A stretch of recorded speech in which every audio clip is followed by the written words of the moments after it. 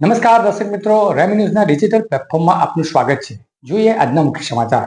બારડોલી સરભણ વિભાગ કેળવણી મંડળ સંચાલિત એન.બી. પટેલ સાર્વજનિક હાઈસ્કૂલ ખાતે ડીએન કપ 2026નું આયોજન કરાયું હતું.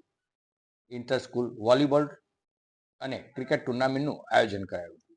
ઇનામ વિતરણ સાથે 4 દિવસીય કાર્યક્રમ યોજાનાર છે.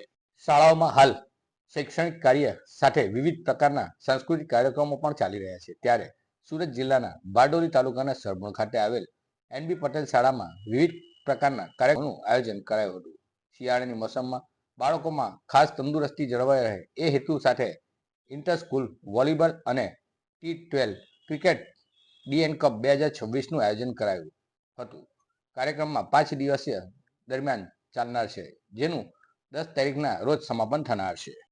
દાતાશ્રીઓના અને શ્રી સરભણ વિભાગ કેળવણી મંડળના સહયોગથી છેલ્લા 4 વર્ષોથી ડીએન પટેલ કપ ક્રિકેટ અને વોલીબોલ ટુર્નામેન્ટ ઇન્ટર સ્કૂલ આયોજન થાય છે, જેમાં આ વર્ષે 22 શાળાએ ભાગ લીધો છે. ટુર્નામેન્ટનું ઉદ્ઘાટન વૈદિક યજ્ઞથી કરવામાં આવ્યું. ત્યારબાદ શાળાઓએ દેશભક્તિ નૃત્ય સ્પર્ધામાં ભાગ લીધો.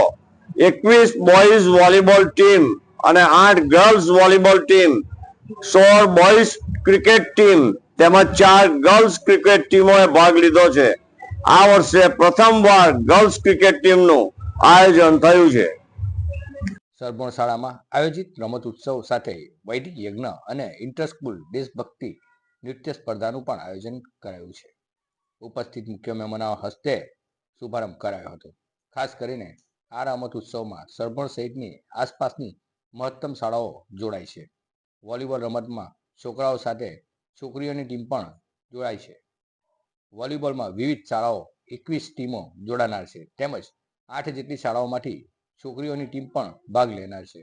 ક્રિકેટ ટુર્નામેન્ટમાં 16 ટીમો બાળકોની તેમજ તાલુકાની 4 જેટલી શાળામાંથી ગર્લ્સ ટીમો પણ ભાગ લેનાર છે.